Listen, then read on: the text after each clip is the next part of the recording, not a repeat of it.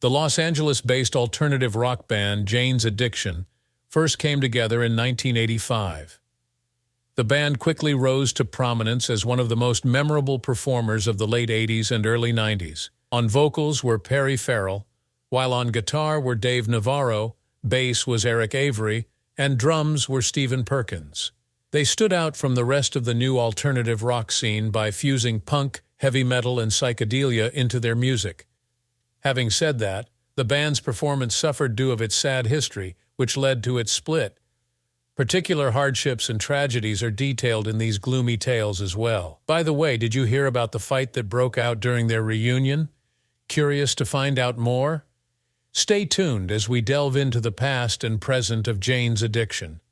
Jane's Addiction's 1987 self-titled live album, filmed at one of their intense concerts at Roxy Theater, was a major factor in the band's early fame. The album was marked by breakout performances. This CD captured the band's raw energy and unusual sound, which garnered them a clear and loyal fan base, even though it was recorded live. It was a great example of the band's dynamic diversity, as they played everything from heavy rock to experimental ambient compositions. Major labels quickly took notice of their underground success because of this. Their 1988 studio album debut, Nothing Shocking, cemented their position as pioneers of alternative rock and was met with immense financial and critical acclaim. Notable songs from such genre include Jane Says, Mountain Song, and Ocean Sighs, with the former two serving as anthems. Farrell himself created the album's cover art, which depicted a naked set of conjoined twins rocking back and forth in a rocking chair. The image quickly went viral. Regardless, the band's breakthrough came with Nothing Shocking, which was heavily played on college radio and MTV. Together, Farrell's vocals, Navarro's inventive guitar work, and the band's rhythmic bass created an impactful sound. Ritual de lo Habitual was Jane's Addiction's 1990 follow-up album, released after Nothing Shocking's popularity. Both musically and philosophically, this record aimed even further. They solidified their position as a pioneering force in rock music's experimental subgenre by exploring topics like love, addiction, and freedom on record. With this album, the band solidified their place in alternative rock history, and it was a critical and commercial triumph. In addition to their studio success, Jane's Addiction became legendary for their live performances. Live performances were often must-see events because to Perry Farrell's charismatic performance style, Navarro's guitar prowess, and the band's close chemistry. To further solidify their image as trailblazers, they often included performance art into their concerts. One of the most remarkable things to come out of Jane's Addiction was the formation of Lollapalooza in 1991. Perry Farrell started the music festival so that the band could tour before they broke up that year. Later on, Lollapalooza would become a cultural phenomenon that laid the groundwork for alternative music and the festival circuit as a whole. The early triumphs of Jane's Addiction solidified their position as one of the most prominent bands of the alternative rock period, even though the band's lineup changed and separated throughout the years. Despite the band's legendary status in the alternative music scene, Jane's Addiction has long struggled with drug abuse, mental illness, and other forms of personal anguish. Perry Farrell, the band's leader, had a very personal and gloomy experience in his youth, and the name of the band itself tells a sad narrative.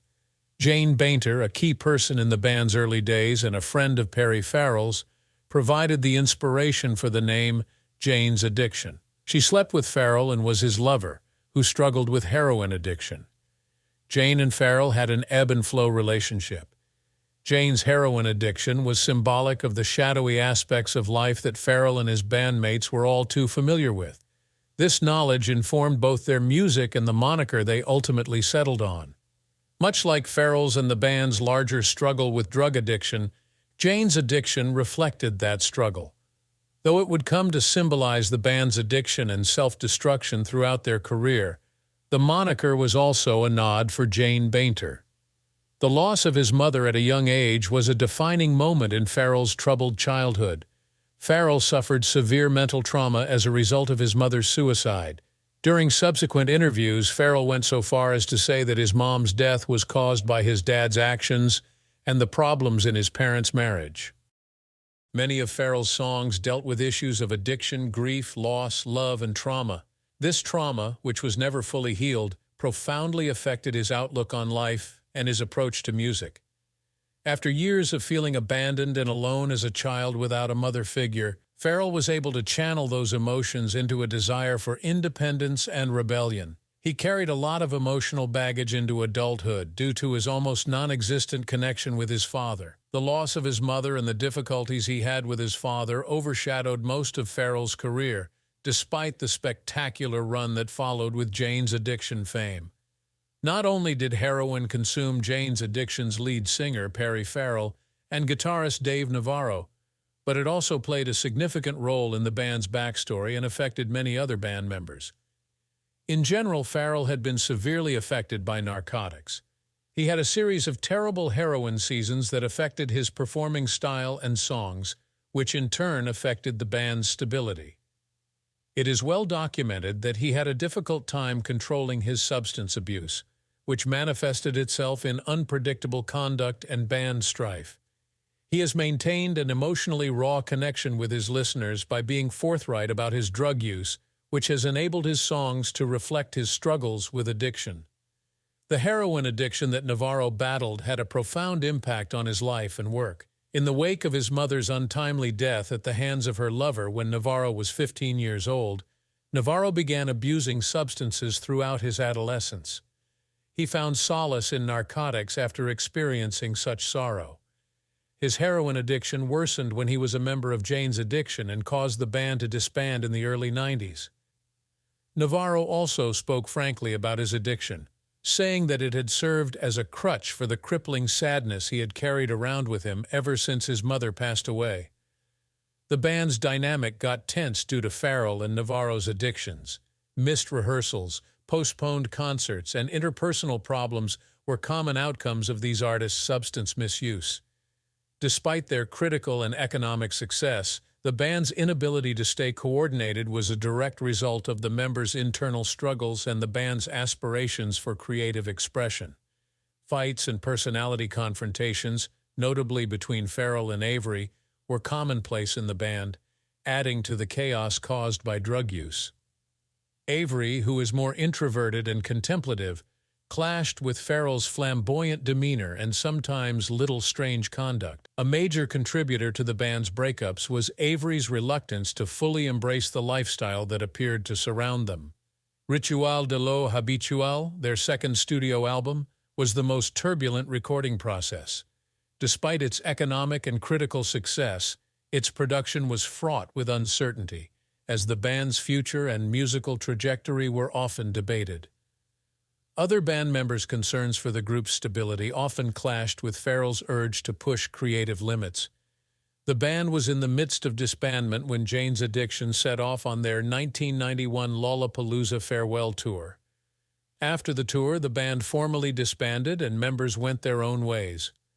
Navarro was a member of the Red Hot Chili Peppers for a little period, and Farrell was busy with other things, including his Porno for Pyros performance, which he performed as Jane's Addiction's opening act. No matter how big or successful Jane's Addiction has been, the members' inner demons have always been a problem. Much of the band's music was influenced by Perry Farrell's drug issue, which caused instability at times when he was still suffering from his mother's tragic demise. Although it helped him connect with Farrell, the band's demise was precipitated by his mother's death and his subsequent heroin addiction with Dave Navarro. Even after the band's eventual reunion, the memories of their turbulent history lingered on. Consistently defining the band's history as they progressed into music and touring were the early difficulties with addiction and personal tragedy. The early life tragedy that Jane's Addiction guitarist Dave Navarro endured greatly impacted his later years, both psychologically and artistically. The horrific murder case involving his mother, Constance Navarro, which occurred in 1983 at the tender age of 15, was one of the most formative experiences in his life. Navarro and the rest of Jane's Addiction had already been through a lot due to the dangers of addiction, and this was just one more setback that would cause the band to split up. Chris Brinkman's overdose, a close acquaintance of the band, added fuel to the fire that was the dangers of addiction that had always dogged their path. Navarro was deeply affected by the heinous death of his mother, Constance, committed by her ex-boyfriend, John Riccardi. Riccardi was notoriously violent and possessive, and he had an unhealthy relationship with Constance. When their relationship ended, Riccardi turned following Constance into a full-blown obsession, making her life an absolute misery. She made efforts to go on with her life, but Riccardi's obsession grew until he couldn't bear the idea of her abandoning him. Riccardi murdered Constance Navarro and her companion in March 1983 after breaking into their Los Angeles residence. In a tragic turn of events, Dave Navarro chose to be with his father that night instead of his mother. He made a choice that would affect him forever. His mother was murdered, adding to the profound shame and misery he had to endure for a long time. After Riccardi made an appearance on America's Most Wanted in 1991, it took almost 10 years after he had escaped that he was finally apprehended. Navarro had already begun his musical career at that point, and he took the news of the arrest and prosecution of his mother's killer quite seriously. Riccardi received a life sentence for murder after his 1994 conviction. Nonetheless, Navarro's anguish was not alleviated by this. He struggled with his addiction for a long time, and one of the elements that contributed to it was the mental scars he had from his mother's death. Unfortunately, Jane's addiction was also involved in the tragic tale of Chris Brinkman. He was involved in the music scene in Los Angeles and was a good friend of mine. Like many of the band members, Brinkman battled a severe drug addiction while working as a sound engineer and maintaining close relationships with the members of the band. His deadly overdose in the 80s was a sobering reminder of the perilous times in which the band was immersed. Those who had battled addictions before, like Perry Farrell and Dave Navarro, were particularly devastated by Brinkman's death. The band's tenuous existence was highlighted by Brinkman's overdose. Despite the widespread drug use, every member of Jane's Addiction was completely absorbed in their work. Addiction was always a threat to one's personal life and profession, and Brinkman's overdose was tragic in and of itself, but it also testified to the precariousness of existence in their environment. The band Jane's Addiction was riven by drug addiction from the inside out.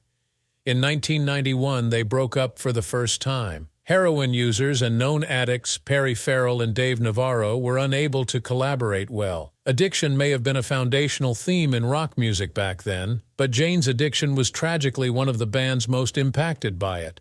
Perry Farrell, the band's lead singer, was known for his wacky antics and extensive drug use. Because to Farrell's unpredictable conduct brought on by his addiction, the band had a hard time sticking to a regular schedule. It was no knowledge that he had a propensity of interfering with both concerts and recording sessions. Many of the band's songs dealt with themes of addiction, loss, and self-destruction, which was greatly impacted by Farrell's heroin use. Conflicts between Farrell and other band members, especially bassist Eric Avery, escalated as the band's prominence increased. Dave Navarro's mother's murder had left him emotionally scarred, and he sought solace in narcotics. Heroin addiction became a major issue for Navarro when the band was recording their second studio album, Ritual de lo Habitual. Despite the album's economic and critical success, the band's internal strife became too much to handle. One of the major causes of the group's conflicts, similar to Farrell, was Navarro's drug usage. Navarro has later discussed how the immense demands of celebrity compounded the anguish he suffered after his mother's death, and how his addiction served to dull the suffering. While drummer Stephen Perkins and bassist Eric Avery are less well associated with heroin addiction, they also endured the destructive atmosphere that the narcotics induced in the band. The overall anarchy emanating from Farrell and Navarro, as well as the band's trajectory, particularly infuriated Avery. Constant drug use, artistic differences, and internal strife made it impossible for the band to operate as a whole. By 1991, things had really heated up among the band members. The band members' drug addiction became unsustainable, and their escalating conflicts made their continuous success seem like a mirage. Disagreement and individual issues marred what was meant to be their last tour, the first Lollapalooza event, which was conceptualized by Perry Farrell. At the conclusion of the tour, the band had already disbanded. The dissolution of Jane's Addiction was, in many respects, expected. The band's demise was caused by the individual and group hardships experienced by its members. Despite being young and having seen tremendous success in a short amount of time, they were ultimately torn apart by the forces of addiction and trauma. The heroin overdose death of Chris Brinkman exacerbated existing tensions and created an untenable situation. In spite of the split, Jane's Addiction would rejoin several times over the years, albeit never with the same lineup. Addiction and personal pain loomed large over their every reunion, even if it was an attempt to rekindle the romance of their first few years together. Dave Navarro is now a strong advocate for mental health and addiction treatment after overcoming a long-term heroin addiction. There was a public and tragic effort by Jane's Addiction to reform for the first time in 14 years with the 2024 Lollapalooza relaunch. The tour was tense and ended with an onstage brawl between Perry Farrell and Dave Navarro, but at least Stephen Perkins and Eric Avery were back together. The horrified crowd went into a frenzy when Farrell allegedly hit Navarro on stage. After things became too heated, the band said in a statement that they needed to just be apart from each other and canceled the tour. The disappointment felt by the crowd was obvious. Months of anticipation had built up to this tour as one of the most anticipated comebacks in recent memory.